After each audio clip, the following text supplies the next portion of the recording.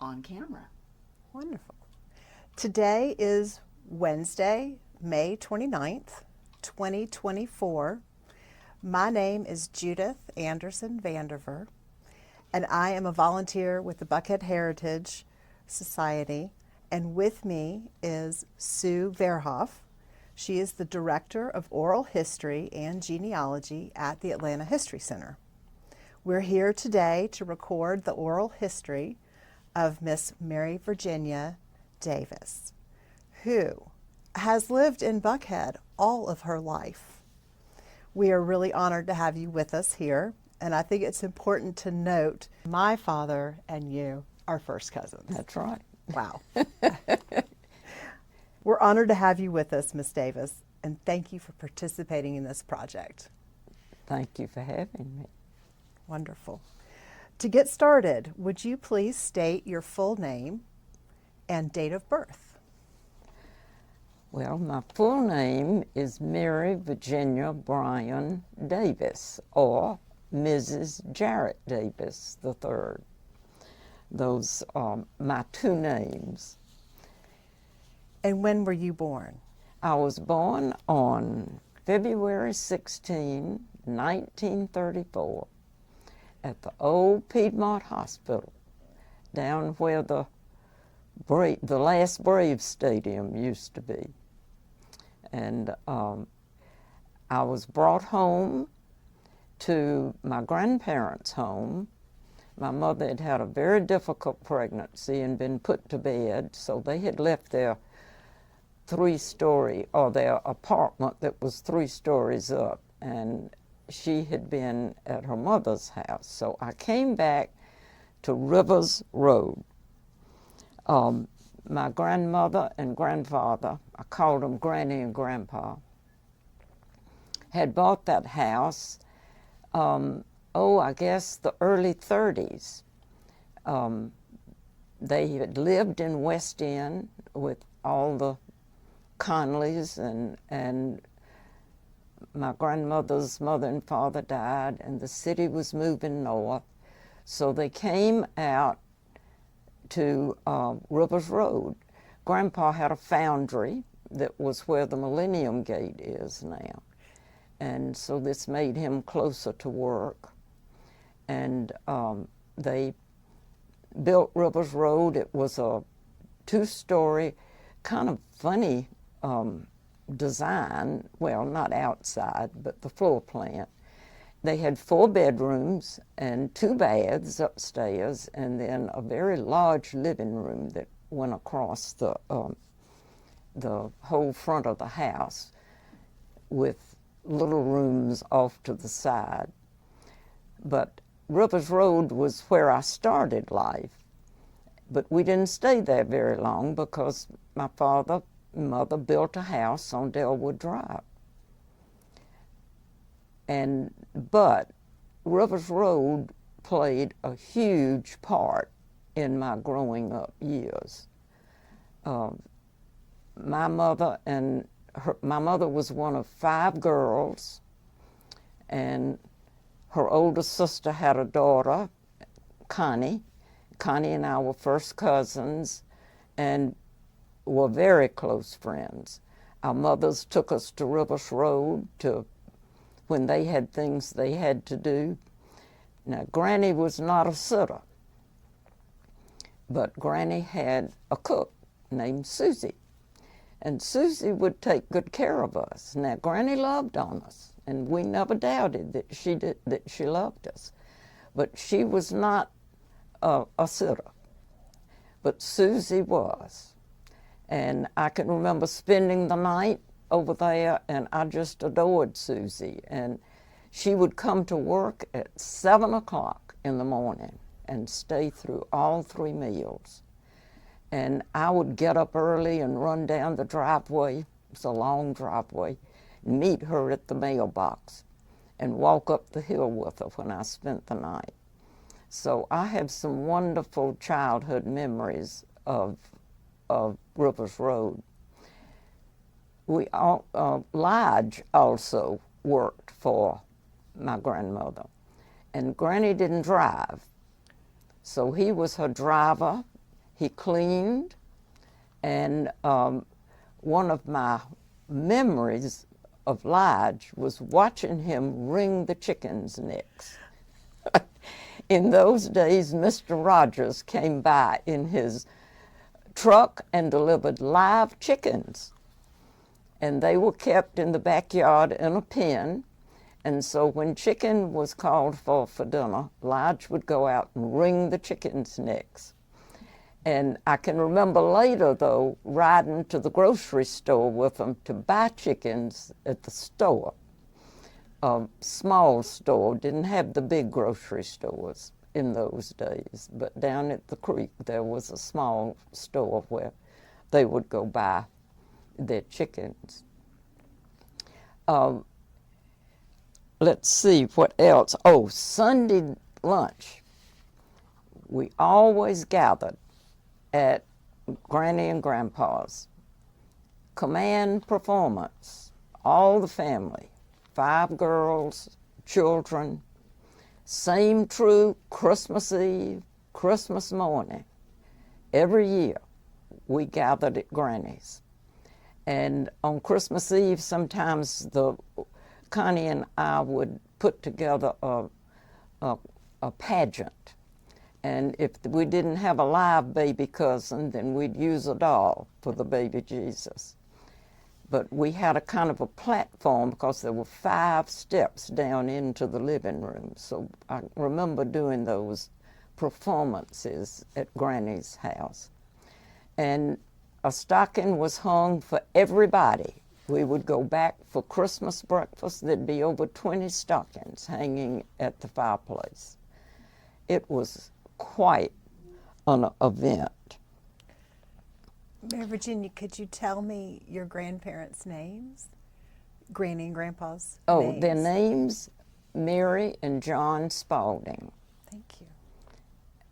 And it's interesting, his father was a minister, and Dr. A.T. Spaulding at the old Second Baptist Church downtown. He performed the ceremony for Mary Virginia and E.L. Conley. And then his son married their daughter, being my grandmother. So that was kind of an interesting twist. And of course, the old Second Church closed, and I'll go into that a little later when I talk about the churches. But across the street on Rivers Road was my grandmother's aunt, Sally Eugenia Brown. And she had never married. She did genealogy books for all of her nieces, and maybe more, I don't know, all by hand. They're unbelievable. Judith, you've seen those before. And Mother would take me to visit, and she had a doll collection, and she ended up giving me that doll collection. I was the first, child in the family. And she also had a clock that she gave me. And the story went that she bought the clock at a cocktail party, and I can't remember the man's name, but he was drunk when he sold it to her. The next morning he called it and wanted it back. And she said, "Sorry, you sold that to me, and that's my clock." And she left me that clock. And it's in my living room right now, keeping time very nicely. She died when I was little. I can't even remember how old I was. But I didn't want to see a dead body, and I was scared to death I was going to see this dead body. And I was over in her house. Back in those days, they laid out the body. And I saw some flowers. I said, "Mother," not knowing that's where the body was, "I'm going to go look at the flowers." Well, as I walked toward the flowers, my granny came by and scooped me up. "Come on, darling, I want you to see Aunt Great Great." and she picked me up and held me over the coffin. She said, "See how peaceful she is? She's with Jesus." And that calmed my fears of death. And I have a vivid remembrance of that. Now, Granny had two sisters that lived around the corner, one on Muskogee, I believe it's West Muskogee where they lived, and one on Havisham at the top of West Muskogee. They were named Frances and Sally. We called Frances Ta, and Sally we called Nanny. And neither one had any children. And strangely enough, we visited them a lot, but they never were at the Sunday dinners or the Christmas dinners. I guess there just wasn't enough room around that table with all the family. But that's just kind of how I remember that. But I'm going to switch now to my Delwood house, which was very, very important. You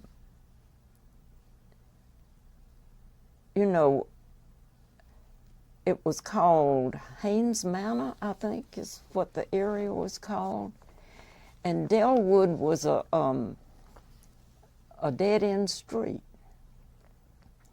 And Daddy wanted to buy 2 lots because they were very narrow. If I remember, I think only 60 by 100. The driveways were just right next to each other.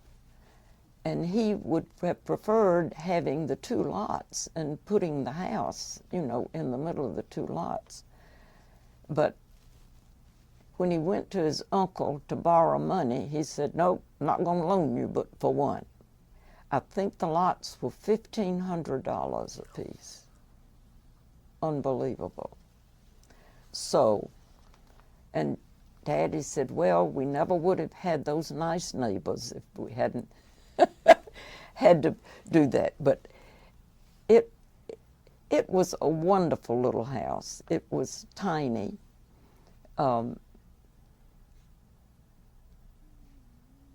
Frances Ta was married to Hal Hentz, who was an architect, and his partner and good friend was Neil Reed. And so Mother and Daddy called him to advise. They were too busy to design this little house, so I can't remember the architect's name, but I think it was Gummy something. But at any rate, he told Mother, "Now before you say, 'I've run out of money,' go buy your hardware. You need pretty hardware in your house." So she did. And it was designed with high ceilings, 9-foot ceilings, oversized doors, and oversized windows. And we had 3 bedrooms and 2 baths. And it was a wonderful little house that I have many, many wonderful memories about. One of the first was my daddy holding me in his hands in the backyard, I think the first time taking me into the house. The next one is we had a dog, and the dog wet the new $100 rug in the living room. And I can to this day see that rug put up over the stool so it could, you know, they washed it to clean. The dog was toast. No more 4-legged did we have pets. My pets were lizards and gerbils and hamsters and that kind of thing. But in the summertime, the back door was open always. We had lived in a neighborhood full of children. Helen and John lived next door, Becky across the street, Jane down the street. We And every summer in the morning, we would ride vehicles up and down Delwood because it was dead end. Nobody was ever riding on it early in the morning. Bartow Morgan lived behind us, and he had a backyard that was had lots of dirt and sand. But anyway, we'd go build sand villages back there. The Brunnens had a badminton court. We played badminton. I would leave the house. I may come back home for a peanut butter sandwich, but I might have my peanut butter sandwich at somebody else's house. It just didn't matter. The rules were I was to be home by dark. And it was such an easy, wonderful life. We had a long hallway, one telephone in that hallway, and it was fixed where there was a little door that you could pass it through to sit by the bed in the master bedroom. But at any rate, of course, that's where I had all my telephone calls. No privacy back then, out in front of God and everybody. But during the war, Daddy was a air raid warden, and I can remember sitting in that hallway with my dolls and whatever I'd brought in to play with. And all the doors were closed, and we could have the light on there, but all the lights would be turned off everywhere else in the house.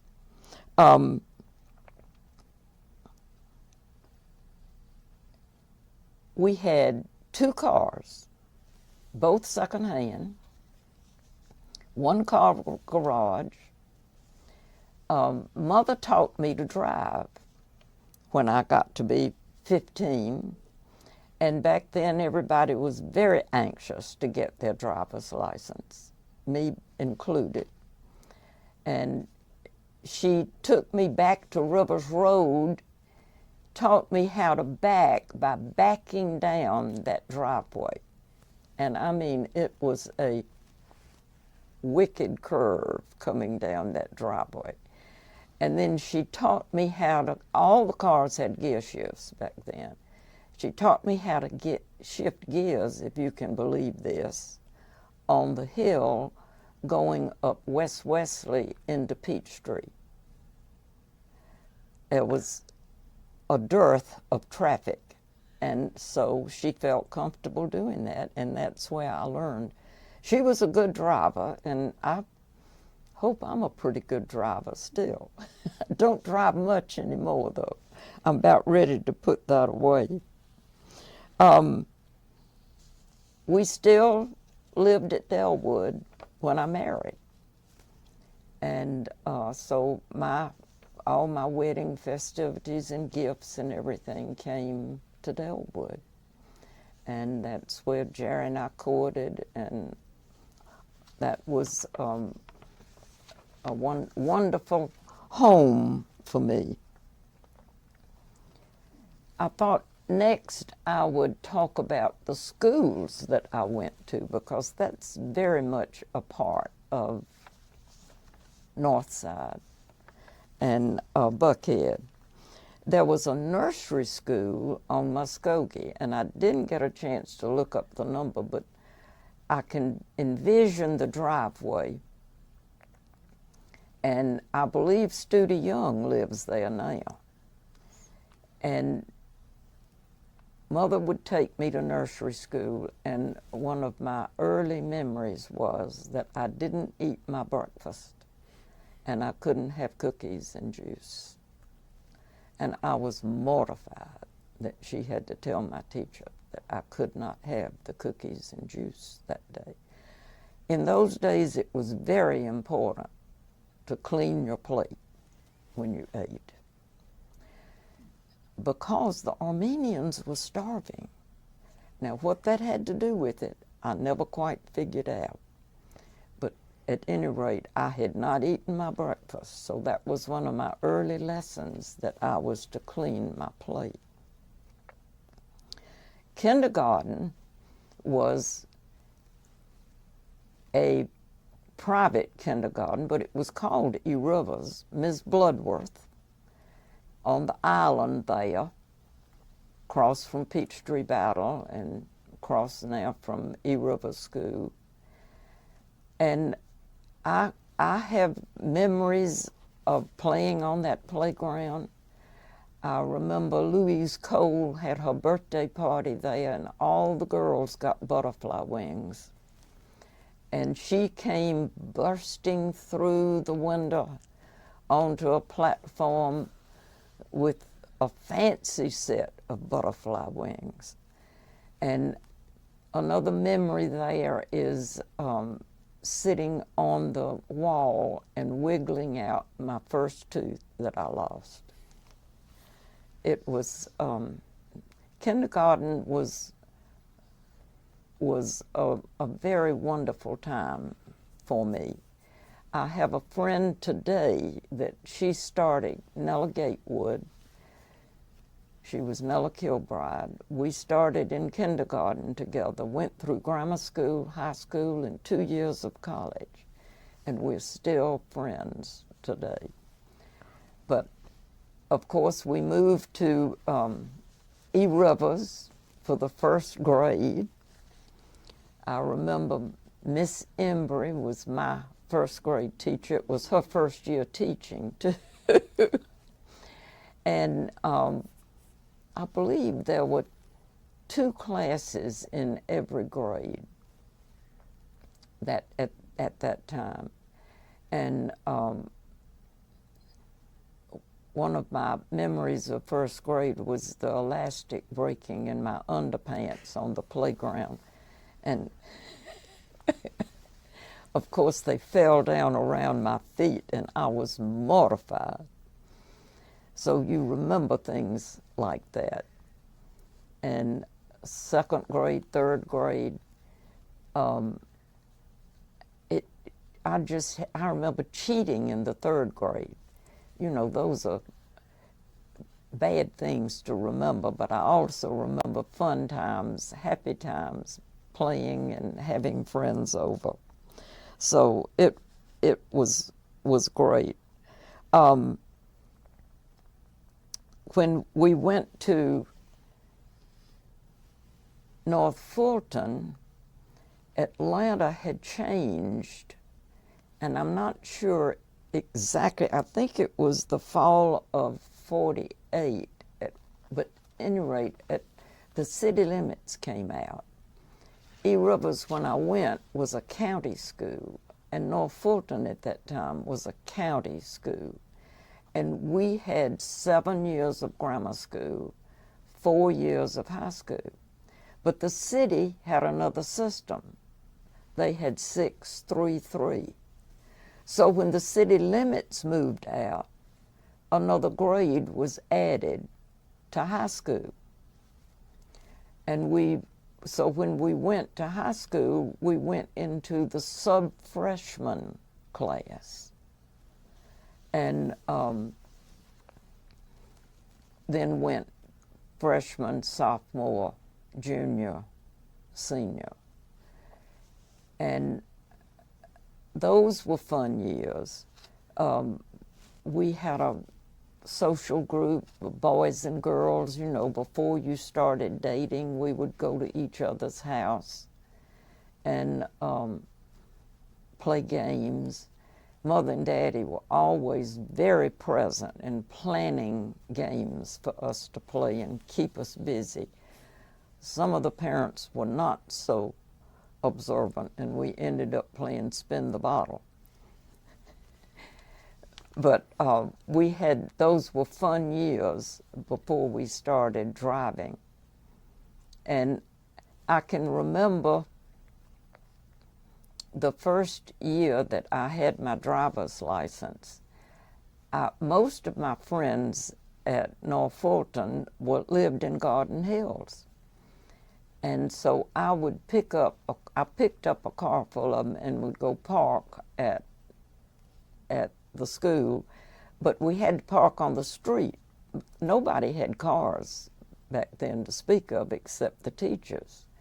And North Fulton, had a lawn in front of it. It's now a parking lot. I now go to church there. It's very different. But we would take our lunch to school and eat lunch on that lawn.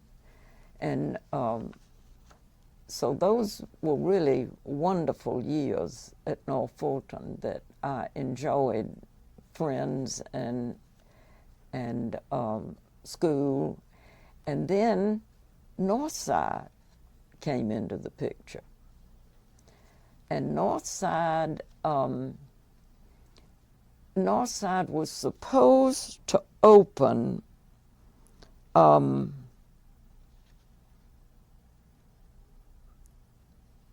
oh gosh, I wrote that down. Northside was supposed to open in September of '50. And they didn't finish the building. So we had to go double session at North Fulton for a quarter until the building was finished. And I forgot to mention something also, that the year before that, after I had gone to North Fulton, Rivers burned. I would catch the bus on, I think, starting in the 3rd grade. I can't believe I could do that. This is in the city of Atlanta. I had a little zipper thing that held my car tokens. I'd catch the bus at school, ride down to the Biltmore, transfer to the Virginia McLean, and ride in to Morningside, where I took my piano lessons. Wow. And it was coming home from one of those, I did that for years, and this was not in the 3rd grade, this was after I had left. Coming home, I saw smoke and got off the bus, and Rivers was on fire. And of course, it burned totally and was torn down and rebuilt, and of course is in session now. But I remember gathering around there and watching Rivers burn. And I even ran into my mother, who had come down there, because the whole neighborhood knew it, and they'd all gather around to watch the school go up in flames. Terrible, terrible. But I was already ensconced at North Fulton, and then, as I said, we went that double session, and we had a wonderful time at Northside. They only took the juniors. They didn't take the seniors. The juniors down. They didn't make the seniors leave North Fulton, which I thought was very thoughtful, to go there all your life and be a senior and then be separated.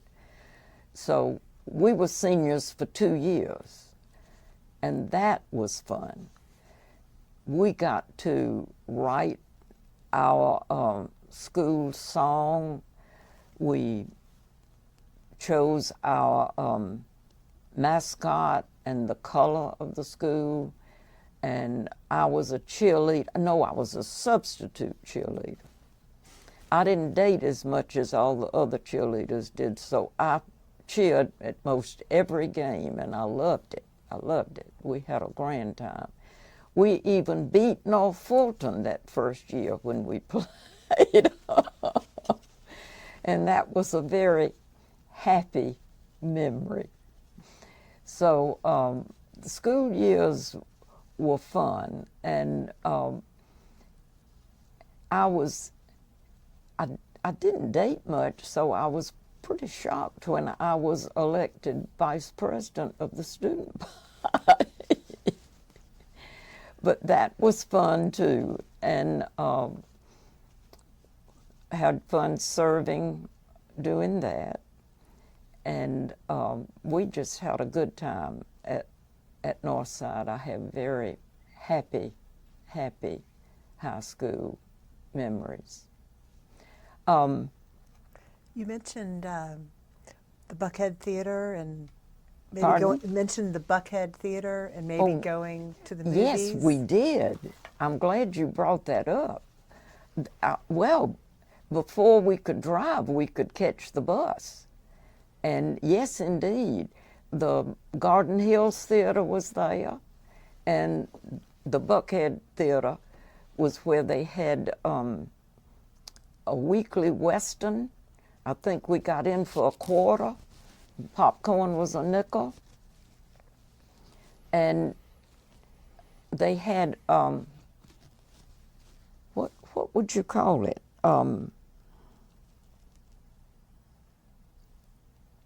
It went on continually along with the main movie. Can't come up with a word. Okay, that's my old 90-year-old brain. But anyway, yes, the Buckhead Theater was very much a part of my high school days. And you also mentioned in the same block with Buckhead Theater was a dance studio. Yes, and that was in high school, my early years in high school. Margaret Brown was the dancing teacher here in Atlanta. And she taught everybody that was coming along. It was amazing. And she would hire, that's where I met Ham Stockton. She would hire high school boys to come dance, because more girls took dancing than boys did. And she would get several high school boys to come, and we would line up, the boys on one side, the girls on the other, and march around, and whoever you ended up with, that was your dance partner. I can see Margaret now. She was a piece of work and lots of fun. She later became a Christian, and she said, just think, all those years I taught little children how to dance, and I could have taught them about Jesus. But she brought us a lot of pleasure. She was a cute person. I look forward to seeing her on the other side. And I think, can you think of anything else about school, Judith, that we talked about? The next really important part of my family's life was the church, Second Ponce de Leon Baptist Church. And I was taken there when I was a baby. And I remember Mother taking me to the doctor.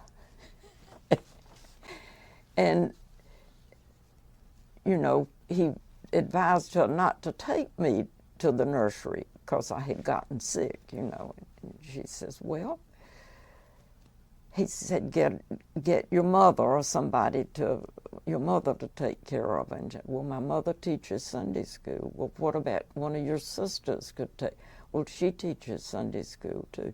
There wasn't anybody to take. I just had to build up an immune system. And off we went. But the old Second Baptist Church merged with the Buckhead Church and the Ponce de Leon Baptist Church to become Second Ponce de Leon. And I think that was another thing that brought my grandparents into Buckhead, because their church had moved. The old Second, which was across from the Capitol, had been closed down. And when Mother married, they had not finished the sanctuary at the new church. And they opened up the old Second, and she and Daddy were married there. I can't remember where the next sister was married, but I think the youngest sister was one of the first ones to be married in the new sanctuary at Second Ponce de Leon. And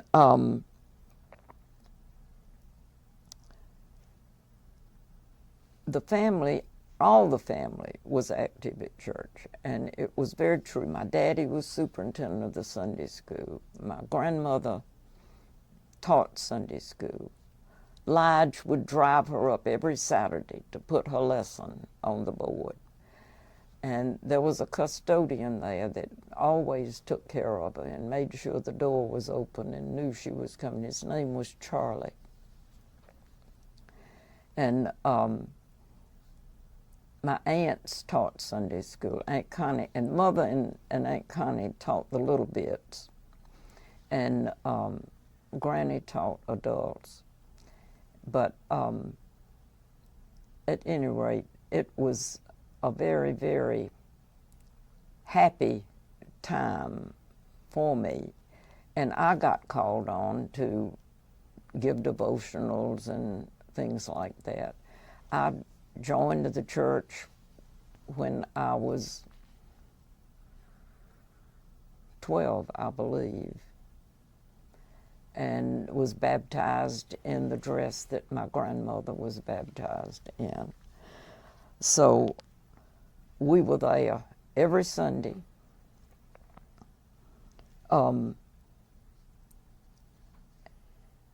And without fail, Sunday school and church, and then, of course, the family dinner after church.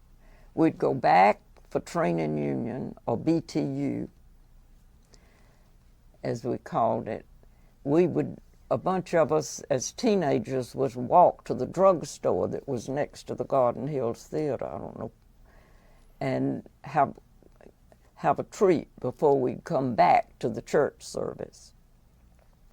And then, of course, we would go on Wednesday night. So it was very much a part of my life. Vacation Bible School was there also.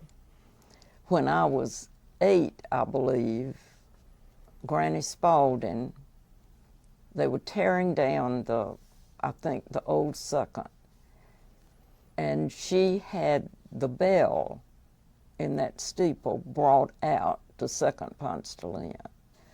And that bell was rung to warn Atlanta that Sherman was on the way. So it had quite a history. And she wanted me to ring that bell the first time it was rung in our steeple. And of course, I didn't have the strength to pull that rope. Now, the Catholics had hired Charlie away from Second Ponce de Leon. You know, there are 3 churches there on that corner. Some people call it Jesus Junction. St. Philip's, Second Ponce, and Christ the King. And they had hired Charlie away, but Granny called him and said, "Charlie, I want you to come back over here and help my granddaughter ring that bell." And so that's what we did. The first time it was rung, I can't remember the occasion, whether they had a ceremony or what went on downstairs, but Charlie and I were up in that steeple ringing that bell. That was a fond memory. And when I was 16, Mrs. Lafayette Davis was my Sunday school teacher. And I was just intrigued with all of her lessons on prophecy. And I asked if we could meet on Saturdays to talk more about it. And she, of course, thought that was wonderful. Well, her son had already graduated from college. He was living at home and working. And he would be there on Saturday. And we would talk sometimes, and we got to talking about school and found out I was taking chemistry, and he said, well, I'll loan you my chemistry notebook. So I borrowed his chemistry notebook. Well, in 1955, in that same church, Jerry and I were married. So it's had a lot of memories for me. And Jerry and I continued that rigorous going to church meetings. Got a little old. And I prayed to the Lord. I said, Lord, surely there's something more than just going to church. And sure enough, I got to know Jesus. And I invited him to come live in my life. And I have had a meaningful life. It made church more meaningful. It made my family more meaningful, all that I do more meaningful. And he grows more important to me every day. So that's my story. I love it. Well, I would love to ask you how you're carrying that forward with church going into the future. You're at a new church. Could you tell me about that? Tell us. You mean how I became an Anglican? Well, I'm a Christian. I worship now at the Anglican Church, and I hope Granny's not turning over in her grave. We had a split at Second Ponstalian. It was pretty big, and all the young families left and started what is now Buckhead Church. And all my cousins left. Now, some had left before that because they, like Connie married a Methodist, so she joined the church with him. And, but at any rate, I said, well, this is where I was bred and born. This is where I got to know the Lord. I ain't leaving. But I had a friend, Laura Spearman, who called me and she said, you have got to come visit. We have got the most wonderful teaching and preaching, and you've got to come visit. I said, well, how am I going to come visit when I'm teaching Sunday school? But at any rate, as time went on, I started just team teaching. I didn't have a class every Sunday. So I thought, well, I'll go visit. And I went 3 times, and the 3rd time I walked out, and I knew that was where I should be. The music, Frank Boggs was leading the music. It was fabulous.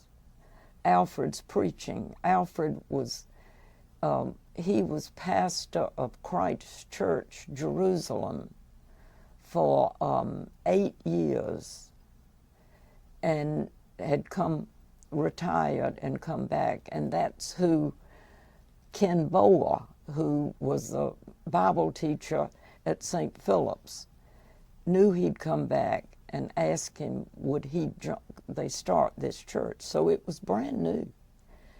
And it had been going quite a while when I joined, but I just knew that that was where I was supposed to be. So I'm very happily attending and worshiping there. And I help lead the ladies' Bible study there too, and enjoy all my relationships there. And it's been a good move for me. And y'all are building a church? Yes, we're building right next door to Trinity. It's doesn't have the roof on yet. When it has the roof on, then they'll feel like we're getting close to finishing. Were there any community nonprofit, would call it philanthropy, organizations that have gotten your attention through the years here in Buckhead that you want to mention? Not before I married. I didn't, get involved with anything. But, and I can't remember when I ran into Louise Probst. That was my main inner city. I would teach the children while she taught the mothers, and we would fix peanut butter sandwiches to take down. I can remember, I think it was the Winn-Dixie that was at Northside and West Paces Ferry. That's many years ago. And I went and asked, could I have the day-old bread? And they said they were not allowed to give it away. But he said, I'll tell you, we put it in the dumpster on such and such a day. And so I went up to the dumpster. And when they put it in the dumpster, I fished it out and took it into inner city. And we would make peanut butter and jelly sandwiches for those children while Louise was working with their mothers. So that was my main, and I would fill stockings for all the children at Christmas time. To them. So I really, it was for me, a children's ministry, whereas I've ended up teaching women my age, and that's what I do at Lynbrook now, and what I do at Christ Church. So you live at Lynbrook now? I live at Lynbrook now, and I've got a list of how it split over and over and over again. If you had kept one share of Coca-Cola and not spent the dividends and reinvested them, I think you'd have over $1 million. Wow. In '96 after it came public. That was, it was quite a venture. For those of us who don't know the Eagle House, could you explain what the Eagle House is? Well, that was the house on Habersham that Neil Reed built, that Nanny lived in. And I'm just using, a lot of people call it the Eagle House because it has 2 eagles on it. And Mother and Daddy moved there, and when they moved to Lynbrook, Jerry and I moved there. My children were all born, 2 of them were born on Forest Trail in our first little house. And then the 3rd one was born at Delwood. And they went all, no, they didn't all start at Westminster. Francis and Jarrett went to 1st grade at Westminster. And I can remember riding around that campus thinking, I'm going to be here forever. And turn around and whistle, and it's all over. That's really special. Yes, very special. And Jarrett died just short of his 60th birthday, but Francis and Brian still live in Atlanta, and I get to see them, so that's good. And your grandchildren? You see grandchildren? Yes, I do. I'm seeing 1 on Sunday and 2 on Friday night. Any restaurants that you remember from Oh my growing goodness.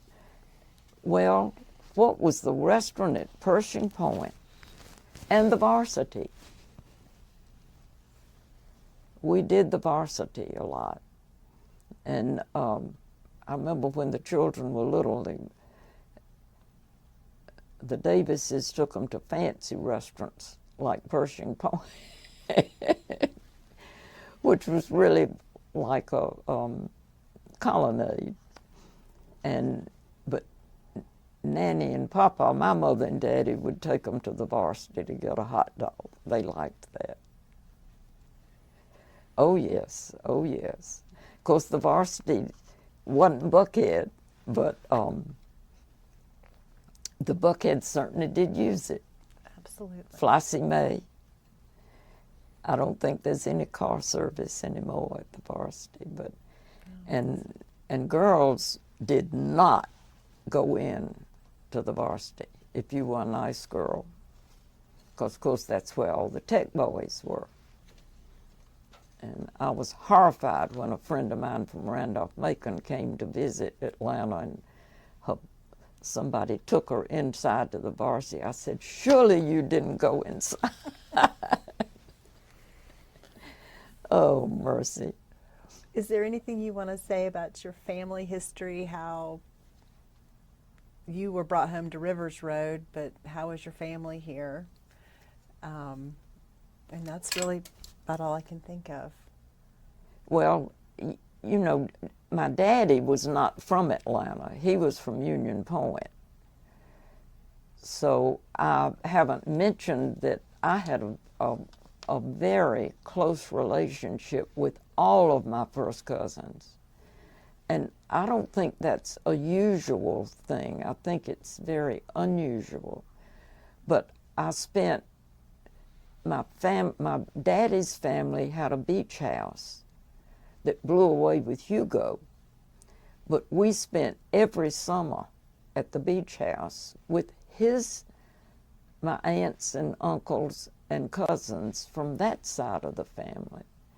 So that was very special for me. And I just, all my cousins, I've just lost a first cousin. The first one died this past year. What was their name? And on my daddy's side, he was 98. So it's time. What was his name? That was Bill McCulloch. Bill McCulloch. And you had 8 Spalding cousins? Mm-hmm. First there were cousins? 8 of us. 8 of you. And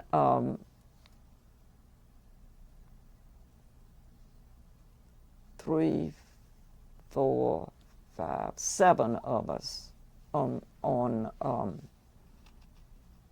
the Brown side. Mm-hmm.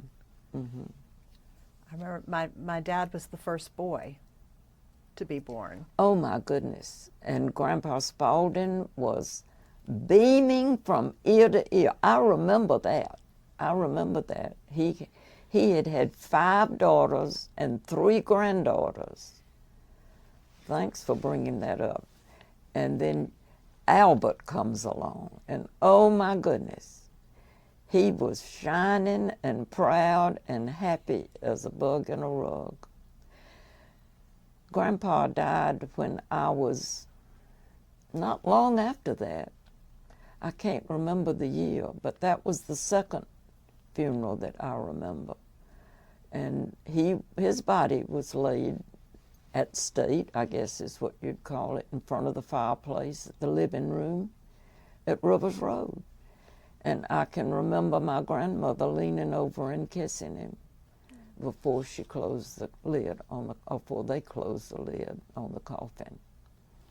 And she bought a huge cemetery lot at Westview, and all of her daughters and their spouses are buried there. And Mother negotiated with the sisters. There were 5 extra lots, and nobody seemed to want them, so she bought 4 of them from her sisters and gave me 2 and my brother 2 for Christmas one year. That was our Christmas present. So my husband's buried at Westview, and my name's already on the marker.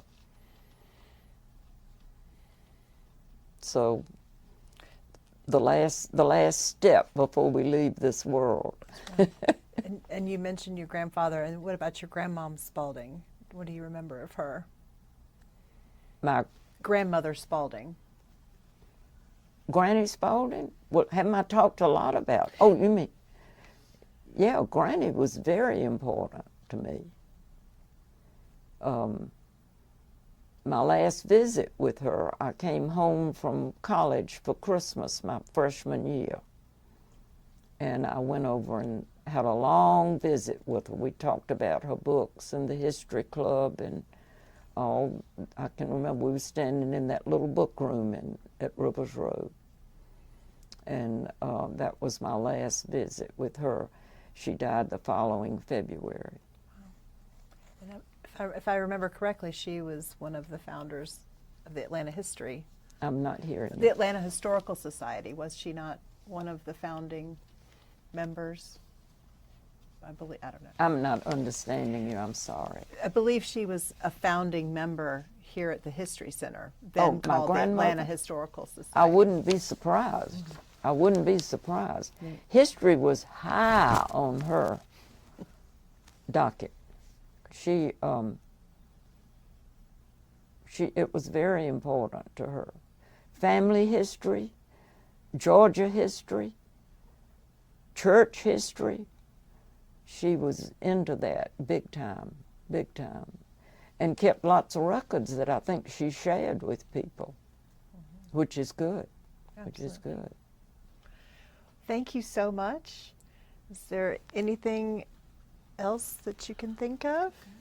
Okay. All right. Thank you. Thank you for sharing your stories with It's us. been a fun afternoon. Thank you so much. All right, we're off camera.